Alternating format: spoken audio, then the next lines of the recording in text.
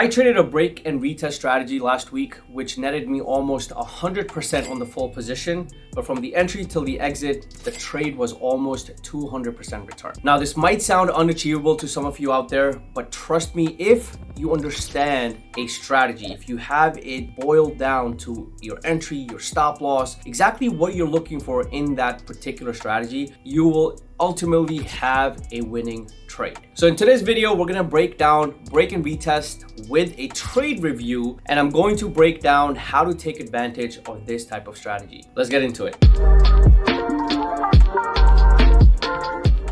All right, so typically a break and retest strategy uses some sort of levels where you have a particular level that you're waiting for the stock to break out of, and we wait for a pullback to happen. So a break and retest strategy is where we have two levels, right? Upside and downside, obviously, and then we look for the stock to either break upside or downside, depending on the direction that you're looking at, for an entry point. Now, the mistake that most people make is they jump into these break and retest strategies usually right when the stock is breaking out. Now, without proper knowledge, without proper confirmation, a lot of people usually get trapped when the stock is breaking out, right? So that's why they say breakouts don't work, momentum doesn't work, reversals are better. But if you don't have confirmation for any one of these strategies that I just named, the chances are your trade is not gonna work out. Now, the trade setup that I'm gonna show you guys today, I was looking for the opening range breakout. Now, this is a strategy that I trade a lot, right? The first 15 to 30 minutes, this is what I'm kind of focused on. Once the market makes a range high and low, I look for the break of those ranges for an entry point. Now, my edge in this strategy itself is trying to find an early entry. But sometimes you're not going to be able to find an early entry because the move happens way too fast. It doesn't give any early confirmation. The risk to reward doesn't make sense. Market might be choppy, whatever the case is. So when you have to wait for the stock to break out of that range, which is transformed into the break and retest strategy, at that point, today I'm going to show you what exactly you guys need to look for. So let's dive into this. I'm going to show you guys the TradeZilla breakdown, and then we'll hop on over to On Demand, which is Thinkorswim, which is kind of going to go back in time, and we'll break down the trade and see exactly the whole thought process of when we entered, and then we'll start breaking down the trade itself. So we're going to jump into TradeZilla. I'll show you guys the stats, the entry, the full exit, the scale outs and everything, and then we'll jump into Thinkorswim. There we're going to use the on demand feature. We'll go back in time and kind of show you exactly, all right, this is what we're waiting for the confirmation, and as that's happening, we'll kind of break everything down. All right, let's get into it.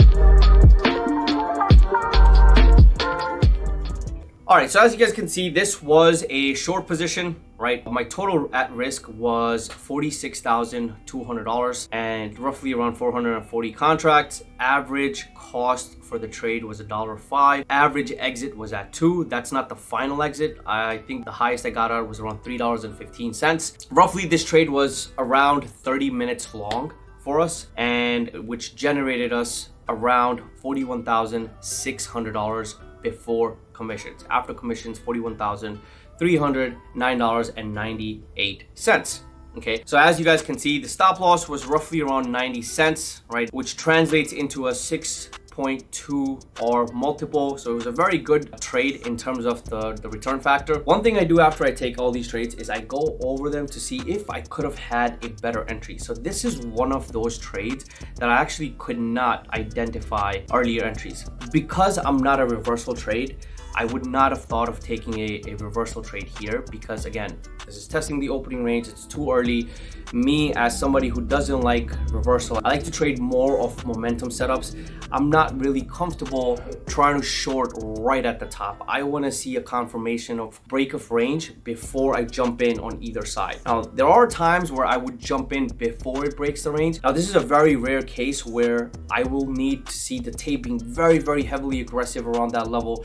That level is very strong in terms of the rejection point within the range, and there is buildup of volume going into that new direction, which is going to be the range level. So here, I did not have any early confirmations, right? You guys can see the volume did build up a little bit later on once the candle closed, right? So our entry was around here, $1.05.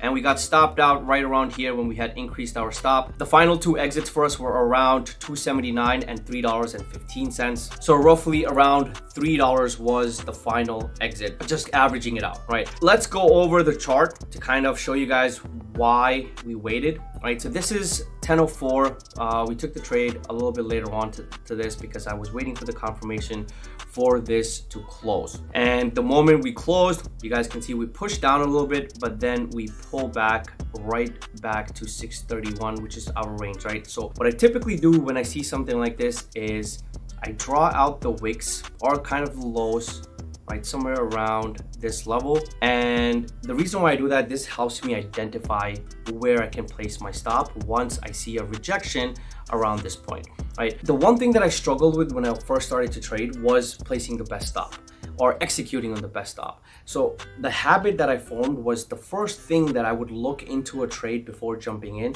would always be, where would I place my stop when I jump into a trade? So depending on the level and the retest, I would use that as a placement for my stop. Now, what that helped me with was I was able to kind of focus a lot on, all right, if this gives up and gets back above the range, most probably this is going to continue back up, right? Because this is a key level for us for that particular intraday. So we broke out. Now we're waiting for that pullback to happen, right? Which is, we never want to chase around here. So that's why the break and retest, when the range is in play, comes into a very good help for especially new traders, because now you know that you don't need to chase. Because if you're chasing options, for all of you guys that don't know, when you have an aggressive breakout, right, be it on the upside or on the downside like we see right now, when we have that initial break, this is where most people end up going after these, because they get FOMO, they were already looking at this and now they think this is going to go all the way down, and then you see this pullback happening, and during this pullback, this is where they end up closing the trade out, right? Even though it's still a break and retest is actually still in play, but because when they jumped in, the premiums were, let's just say for you as an example, the premiums were around $1.30. When you start seeing a pullback like this, that $1.15 or 20 cents, those premiums are going to take a 20% hit very fast. And that happens because when you have that aggressive push, you have an influx of traders chasing these type of moves. They don't wait. And then they get stopped out, not because they have a great stop, but because they see the premiums just losing a ton of value on this pullback. At that point, they get scared, they close the trade because they jumped in at 115 or 120, now the premiums are already at 80 cents, like shit. And they're like, holy crap, I need to jump out of this trade. And when they jump out, they see the retest, and then the trade continues, and then they chase again. So it's a cycle after cycle after cycle. So waiting for these type of confirmations is going to give you the best type of results in the long run. Short term, you might hit few home runs here and there, but overall you're not going to have consistency, right? So now we're still waiting for that pullback, and then when it comes back to retest, this is where we jumped in. So I'm going to fast forward it a little bit. So this is where, around this time is where we started to look at the trade to jump in, right? We're going for the 630 strike, and we're using 631 as pretty much our stop loss, which is around this range as well, right? So now we're rejecting. We held, we retested, and now we're coming right back down to retest that low of the day. And this is where we kind of pretty much jumped in. Now, I'm just gonna fast forward a little bit to show you guys. This is where most people will either try to chase or their FOMO will kick in, because the previous level, when they jumped in here, it pulled back, and because of that pullback, that caused them to close the trade out. And when they close the trade out, they see the candle going in their favor again, and they're like, every single time I jump in, the trade goes against me, I jump out, then the trade continues in that direction. What am I doing wrong? Your mistake is you're not waiting for confirmations in these type of strategies. You don't know what strategy to apply to what type of market or what type of setup.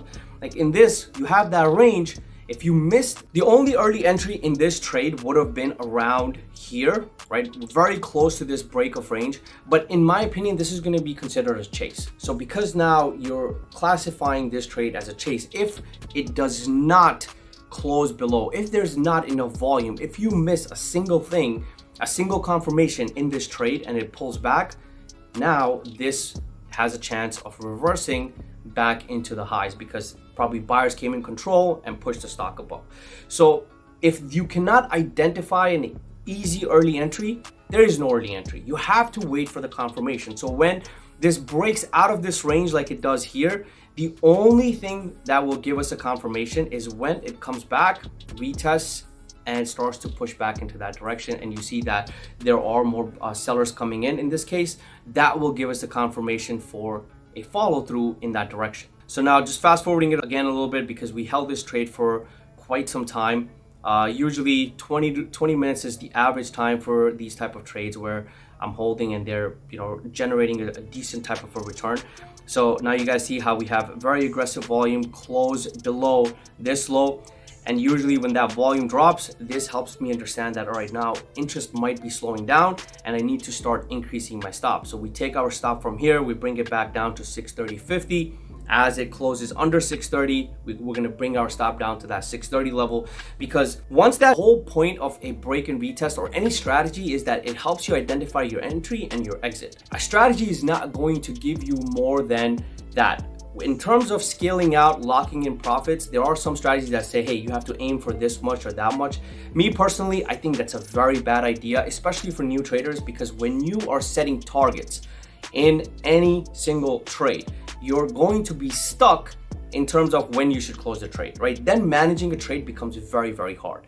But if you have a blueprint as to, all right, well, I'm just gonna increase the stop, also known as a trailing stop, and as the stock is going in my favor, I'll just increase the stop. That works very well, right? Or every time it gives me 10% or 20%, I'm going to scale out and take some profits off the table, right? I usually do a mix of both, where I increase the stop and I scale out of my profits. And this helps me hold the runners for as long as possible. So going back to this, we scaled out the first time here at around $1.22, right? So from $1.05 to $1.22, we took out 70 contracts. Then I took a little bit more off on an average around $1.50. And then when we had another break, right? So pretty much an H pattern here.